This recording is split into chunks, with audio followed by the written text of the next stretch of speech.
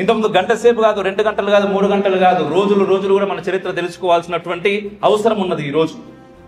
ఎందుకు మన చరిత్ర మనం తెలుసుకోవాలంటే, ఒక్కసారి మన చరిత్రను మనం తెలుసుకోకపోతే మళ్ళా మనం అవలగాలం అవుతాం, అంతే, బరాబర్ అవుతాం. గత చరిత్రలో జరిగినటువంటి పొరపాట్లను తెలుసుకొని మళ్ళీ మనం సరిదిద్దుకోకపోతే, ఏం 2000 మందో 3000 మందో వచ్చిర్రు షిప్పులు అని చెప్పిండు సార్. మరి 2000 మంది 3000 మందికి ఎందుకు, వాళ్ళు ఏం చేశారు మన వాళ్ళు అంటే, ఫస్ట్ నుంచి మనకేంటంటే సర్వే జనా సుఖినో భవంతు, లోకా సమస్త సుఖినో భవంతు, అందరూ బాగుండాలి, దాంట్లో మనం కూడా ఉండాలి, అందరూ బాగుండాలి, దాంట్లో మనం ఉండాలి అని మన సంస్కృతి మనల్ని పెంచింది. మన పైన అనేక దాడులు జరిగినాయి, వందల వేల సంవత్సరాలు దాడులు జరుగుతూనే ఉన్నాయి. కానీ మనకి అర్థం కాలేరా, ఎన్ని దాడులు జరిగినా వీళ్ళు మళ్ళా కలిసి ఉంటున్నారు. మనకు మన సంస్కృతిని దూరం చేయాలంటే ఎట్లా, వీళ్ళని విడగొట్టాలంటే ఎట్లా?